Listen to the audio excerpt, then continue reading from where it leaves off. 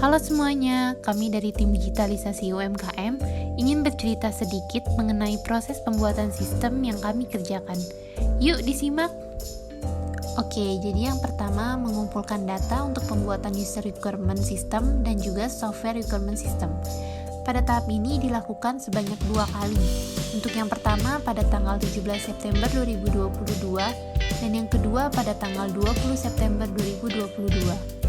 Dari keduanya sudah didapatkan user requirement yang selanjutnya akan dilakukan pengerjaan dokumen. Yang kedua adalah perancangan dokumen.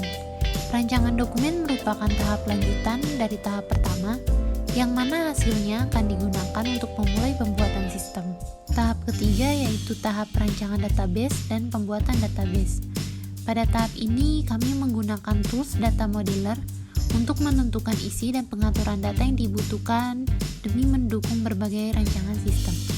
Tujuan perancangan database sendiri untuk memenuhi informasi yang berisikan kebutuhan-kebutuhan pengguna secara khusus dan aplikasi-aplikasinya.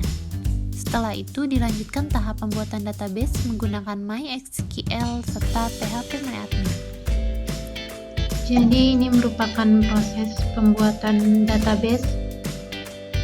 Yang pertama ini kami melakukan perancangan database dulu melalui tools data modeler.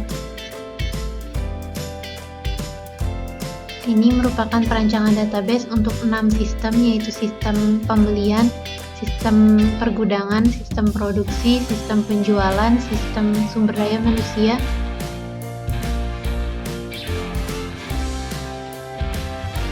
yang terakhir itu ada sistem keuangan. Ini kita bisa lihat tabel-tabel yang kita butuhkan untuk sistem kita, yaitu di sini ada sistem supplier, penerimaan, dan masih banyak lagi. Ini juga terdapat kolom-kolom yang dibutuhkan dan juga primary key-nya untuk masing-masing kolom tabel. Selanjutnya ini kami membuat relasi antar tabel. Relasi ini berguna untuk menghubungkan tabel yang satu dengan tabel yang lainnya. Kita bisa lihat relasi ini ada 3 jenis, yaitu ada relasi one-to-one, one-to-many, dan juga many-to-many. Kita bisa lihat relasinya. Selanjutnya untuk pembuatan database-nya kami menggunakan MySQL. Untuk prosesnya seperti ini. Pertama kita buka dulu MySQL-nya di sini, lalu buat baru untuk basis datanya. Misalkan kita buat database mockup.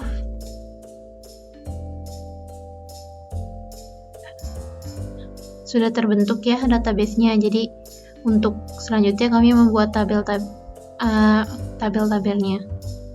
Misal di sini untuk tabel pembelian ini kita bisa buat tabel supplier dengan ada 4 kolom. Sini ada ID supplier dengan jenisnya itu INT, juga panjangnya 11, kita buat 11 aja. Selanjutnya di sini kita indeksnya kita buat primary karena ini yang membedakannya dengan entitas-entitas lain dalam tabel supplier.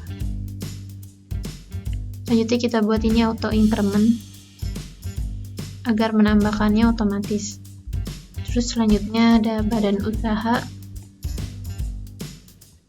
dengan jenis varchar, panjangnya 255. Ada juga email, jenisnya itu varchar, kita buat juga 255. Selanjutnya ada nomor telepon, kita juga buat varchar dengan panjang 255. Mengapa nomor telepon kita buat varchar? Karena untuk ini tuh ada batas panjangnya, jadi tidak bisa kita buat ini. Itu untuk selanjutnya kita simpan. Di sini sudah terbentuk tabel supplier dengan kolomnya ID supplier, badan usaha, email, dan juga nomor telepon. Untuk selanjutnya prosesnya juga sama, pembuatannya seperti itu ya. Nih, misalnya untuk kita buat tabel baru. Di sini kita bisa klik baru. Kita buat nama tabel, misalnya invoice pembelian.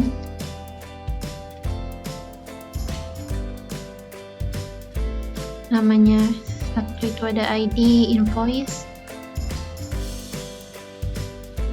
dengan jenis in, panjangnya itu ada 11. Kita buat atributnya ini, indeksnya ini primary. Kita buat auto increment agar menambahkan secara otomatis. Juga ada status invoice,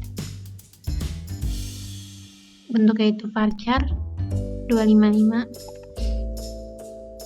Ini ada tanggal invoice, bentuknya itu date.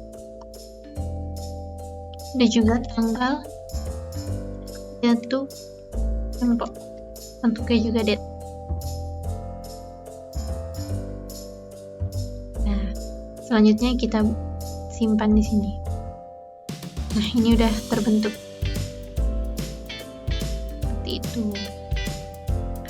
Untuk yang lain-lainnya bisa kita buat dengan proses yang sama sampai terbentuk seluruh tabel, sehingga database untuk sistem informasi di rumah Mokaf ini lengkap.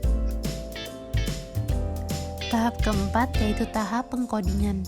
Pada tahap ini kami menggunakan text editor Visual Studio Code, yang mana masing-masing dari kami membuat sistem sesuai yang ditentukan di awal.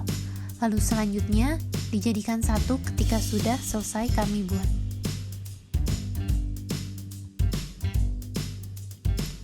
Tahap terakhir yaitu meninjau tampilan hasil codingan.